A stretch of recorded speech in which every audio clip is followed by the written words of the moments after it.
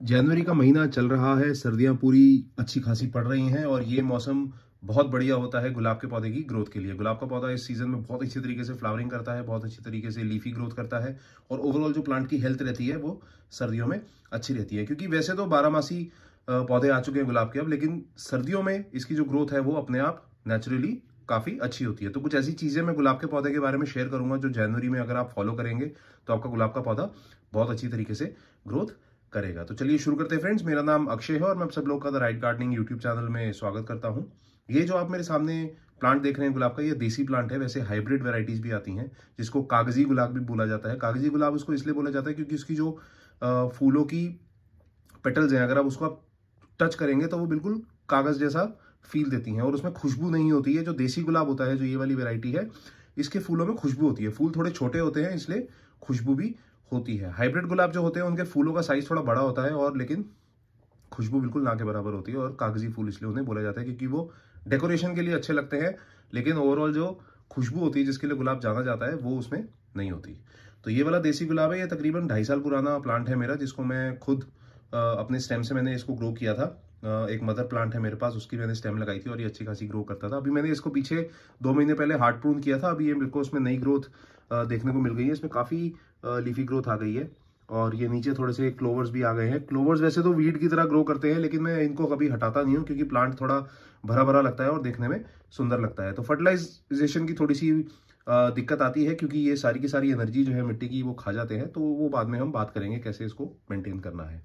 तो सबसे पहली चीज, आप अगर स्टेम से ग्रो कर रहे हैं तो वो वीडियो में अलग से बनाऊंगा। स्टेम से कैसे गुलाब को ग्रो किया जाता है उसमें सारे स्टेप बाय स्टेप प्रोसेस में समझाऊंगा। ये वाला पौधा मैंने स्टेम से ग्रो किया था, लेकिन अगर आप नर्सरी से लेके आ रहे हैं तो आपको ये चेक करना है कि प्लांट की जो ओवरऑल हेल्थ है वो अच्छी हो। किसी भी तरीके से किसी भी तरीके के उसमें कुछ कीड़े मकोड़ों का अटैक नहीं होना चाहिए, पत्तों में फंगस के वो नहीं होनी चाहिए, साइंस नहीं होनी चाहिए। जब कभी भी आप प्लांट ले उसको देखें, उसका जो मेन ट्रंक होता है, जो प्लांट की जो मेन टहनी होती है, वो अच्छी खासी मोटी होनी चाहिए। ये देखिए, ये प्लांट की जो मेन ट्रंक है ये कितनी मोटी है। मोटी ट्रंक से ये सिग्नल होता है कि जो प्लांट है वो काफी पुराना है, उसकी जो रूट बाउल है वो काफी अच्छी तरीके से बना हुआ है और वो काफी हेल्दी प्लांट है, मैच्योर प्लांट है। और उसमें किसी भी तरीके का अगर कोई स्ट्रेस आता है तो प्लांट ऑटोमेटिकली झेल लेगा क्योंकि प्लांट उतना मैच्योर हो चुका है। पतली डंडी वाले गुलाब थोड़े अवॉइड करें क्योंकि वो एकदम लेगी ग्रोथ देते हैं। पतली पतली डंडियां आगे वो ग्रो करते हैं और इवेंचुअली धीरे धीरे वो खराब हो जाते हैं। तो और दूसरी चीज आप कैसे चेक कर सकते हैं कि आपका प्लांट हेल्दी है, कि आप अभी गुलाब के जो पत्ते हैं उसको हमेशा उल्टा करके देखें। बहुत सारी बीमारियां जैसे एफिड्स है, मिली बग्स हैं, वो आपको गुलाब के पत्तों के पीछे मिलेंगे। लीफ माइनर्स का भी खास ध्यान रखिए। लीफ माइनर उस तरीके के कीड़े मकोड़े होते हैं जो प्लांट में लाइन बना देते हैं पत्तियों में और नीचे नीचे धीरे धीरे प्लांट को खोखला करते रहते हैं। तो ये सब चीजें अगर आपके प्लांट में, जो मेन प्लांट आप नर्सरी से लेके आ रहे हैं, नहीं है तो आप ले लीजिए और उसको अपने लाके मनचाहे गमले में ग्रो कर लीजिए। मैंने ये 10 इंच का मिट्टी का गमला है जिसमें ये प्लांट को ग्रो किया हुआ है। अपनी मिट्टी में गुलाब के लिए खुद बनाता हूँ। वो मिट्टी का मिक्सचर मैं आपको बता देता हूँ। इसमें आपने 40% गार्डन कंपोस्ट लेनी है, कोई भी वर्मी कंपोस्ट या कोई भी गाय के गोबर की खाद वो ले लीजिए। 30% इसमें आपने सॉइल डालनी है। पार्क की मिट्टी, बालू मिट्टी, नर्सरी से नॉर्मल मिट्टी लेके आ सकते हैं आप, वो मिक्स कर सकते हैं।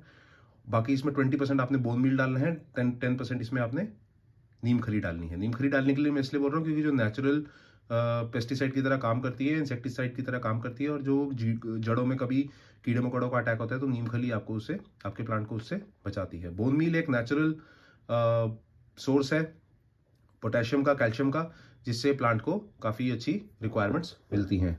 और जो खाद है, खाद तो एक यूनिवर्सल प्लांट फूड है जो प्लांट को चाहिए ही चाहिए रेगुलर इंटरवल्स पे। तो ये जो मिक्सचर है मिट्टी का, ये अच्छे से आप मिक्स करिए और अपने मनचाहे गमले में लगा दीजिए। मैं रेकमेंड करूंगा गुलाब के पौधों को कि आप 10 इंच के मिट्टी के गमलों में लगाएं, काफ़ी अच्छे ग्रो करते हैं। और जो मिट्टी के गमले होते हैं उनमें नेचुरल एरेशन होती है क्योंकि जो मिट्टी का गमला जब बनने का प्रोसेस होता है उसमें छोटे से पोर्स जो है वो छूट जाते हैं, जिससे एयर जो है इन एंड आउट पास होती रहती है। तो एक नेचुरल एरेशन का प्रोसेस बना रहता है जिससे जो रूट बाउल है वो ब्रीथ करता रहता है और आपका जो प्लांट है ओवरऑल अच्छा ग्रो करता रहता है। तो लाके इसको ऐसी लोकेशन पे रखना है जहाँ पे 4 से 5 घंटे की डायरेक्ट सनलाइट इसको मिले। ये वाला जो मेरे प्लांट है, मेरे घर में बहुत ज्यादा धूप नहीं आती, तो इसलिए 2-3 घंटे की धूप इसमें मिल जाती है इसको, और वो भी सुबह सुबह की।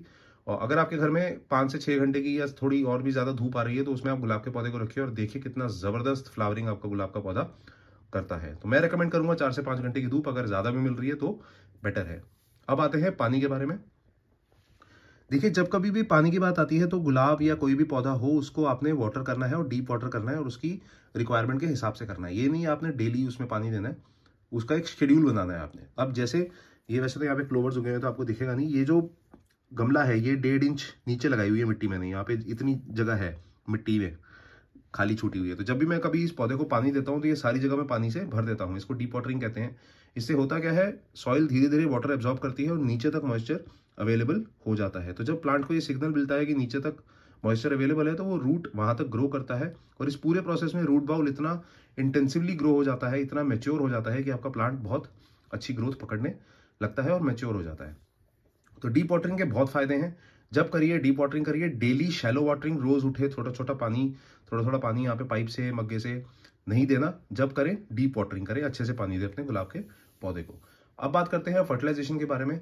जब इसकी मिट्टी बनाने की मैंने बात करी थी तो उसमें मैंने गाय के गोबर की खाद, वर्मी कंपोस्ट, बोन मील, ऐसे बहुत सारे नेचुरल फर्टिलाइजर्स के नाम लिए थे। वो आप रेगुलरली यूज कर सकते हैं। अगर आप स्लो रिलीज फर्टिलाइजर्स देना चाहते हैं तो साल में 2 बार देना बेनिफिशियल है, क्योंकि ये स्लो रिलीज फर्टिलाइजर्स होते हैं, धीरे धीरे डिकम्पोज होते हैं। तो पहला महीना है, आप फरवरी में गर्मियां शुरू होने से पहले इसमें वो दे दीजिए, खाद दे दीजिए। अगर आप गाय के गोबर की खाद या वर्मी कंपोस्ट देना चाहते हैं, 1 मुट्ठी ऐसे लीजिए और ऊपर ऐसे स्प्रिंकल कर दीजिए सीजनिंग की तरह, और उसके बाद फिर पानी दे दीजिए। कई लोग क्या करते हैं, कई लोग मिट्टी बदलते हैं हर सीजन, पौधे को बाहर निकालते हैं, उसका बाउल मिट्टी बदलते हैं, उसमें खाद वाद डालते हैं और फिर उस पौधे को लगा देते हैं। ये भी एक अलग प्रोसेस है जो काफी लोग फॉलो करते हैं, लेकिन अगर आप बिगनर हैं तो ये अभी ट्राई मत करिए, क्योंकि आपका पौधा इससे खराब हो सकता है। दूसरा महीना है सितंबर में। सितंबर में जब सर्दियां एकदम शुरू होने वाली हो, एकदम आने वाली हो, तब आप इसमें खाद डाल दीजिए। तो क्योंकि फिर आगे जो ग्रोइंग सीजन है उसमें वो खाद का काफी अच्छा इस्तेमाल प्लांट कर सकता है। दूसरी चीज आती है फास्ट रिलीज फर्टिलाइजर, जैसे कि एनपीके हो गया या लिक्विड सीवीड एक्सट्रैक्ट हो गया। जो एनपीके होता है वो 19-19-19 या 20-20-20 रेशो का, इक्वल रेशो का एनपीके आप हर 15 से 20 दिन में यूज कर सकते हैं। जो पैकेट में इंस्ट्रक्शंस हैं वो पढ़ सकते हैं आराम से, इजी टू यूज इंस्ट्रक्शंस होते हैं। 1 चम्मच 1 लीटर पानी में अच्छे से डाइल्यूट करना है और उसको अपने पानी पौधे में ऊपर स्प्रे भी करना है और नीचे डायरेक्टली सॉइल पे भी आप अप्लाई कर सकते हैं। लिक्विड सीवीड एक्सट्रैक्ट होता है, उसमें 61 ऐसे माइक्रो न्यूट्रिएंट्स होते हैं जो आपके प्लांट को वैसे ग्रो करने के लिए रिक्वायर्ड होते हैं, रिक्वायरमेंट होती है उनकी, और वो सारे के सारे माइक्रो न्यूट्रिएंट्स जैसे कैल्शियम, बोरॉन, फास्फोरस, पोटेशियम, वो सब उसमें होता है। मैक्रो न्यूट्रिएंट्स होते हैं नाइट्रोजन, पोटेशियम एंड फॉस्फोरस। और जो माइक्रो न्यूट्रिएंट्स होते हैं उसमें, जो लिक्विड सीवीड एक्सट्रैक्ट है उसमें सारे के सारे माइक्रो न्यूट्रिएंट्स होते हैं जो आपके प्लांट को आगे जाके हेल्प करते हैं। तो वो आप रेगुलरली हर 15 से 20 दिन में अपने प्लांट में दे सकते हैं। अब बात आती है पेस्टिसाइड के बारे में। देखिए, मैं कोई केमिकली बना हुआ पेस्टिसाइड यूज अपने प्लांट में नहीं करता और ना ही आप लोगों को रेकमेंड करता हूं, क्योंकि इतना कोई हमारा कोई कमर्शियल काम तो है नहीं कि जो केमिकल वाले जो पेस्टिसाइड्स है वो हम अपने पौधों पे यूज करें।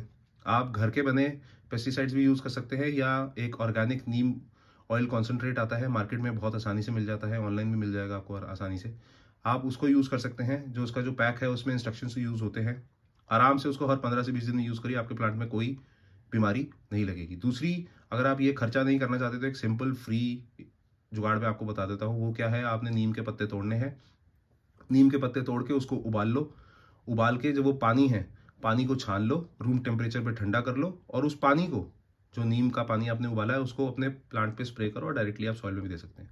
कंप्लीटली ऑर्गेनिक सोल्यूशन है, फ्री ऑफ कॉस्ट है। बाहर नीम के पेड़ लगे होते हैं, आराम से नीम के पत्ते लीजिए, उसको उबालिए, उसका पानी छानिए और इस प्लांट में डाल दीजिए। इस प्लांट क्या, आप किसी भी प्लांट में अपने गार्डन में ये प्रोसेस फॉलो कर सकते हैं। तो ये सिंपल चीज़ें हैं जो आप अगर आपने गुलाब के पौधे में फॉलो करेंगे तो आपका प्लांट बहुत अच्छी तरीके से ग्रोथ करेगा और काफ़ी घना हो जाएगा, काफ़ी बुशी हो जाएगा और उसमें नई ग्रोथ होती रहेगी बिना किसी प्रॉब्लम के होती रहेगी। और आपका जो लश, कोशिश करिए कि आपका जो प्लांट है उसको आप एक लशी लुक दें, मतलब एक भरा भरा लुक दें। जैसे ये क्लोवर्स मैंने आपको बोला मैं नहीं काटता हूँ क्योंकि ये कि लश लुक देते हैं। अगर आप दूर से देखेंगे तो प्लांट आपको भरा भरा लगेगा, और ये यहाँ पे रोज ग्रो हो रहा है और उसकी फिर स्टेम्स भी आगे की तरफ बढ़ रही हैं। तो ये कुछ चीज़ें थी जो मैंने गुलाब के बारे में आपको बताई। आप इन चीज़ों को फॉलो करिए और मुझे बताइए अगर कोई क्वेश्चन है आपका इस पौधे के बारे में, कमेंट करके बताइए, मैं आपको उसका जवाब दूंगा। और अगर आप मेरे चैनल पे पहली बार आए हैं तो प्लीज़ सब्सक्राइब करना ना भूलें, ताकि मैं रेगुलरली ऐसे प्लांट अपडेट्स आपके साथ लाके शेयर करता रहूँ। तब तक के लिए अपना बहुत सारा ध्यान रखिए friends. Thank you, good bye.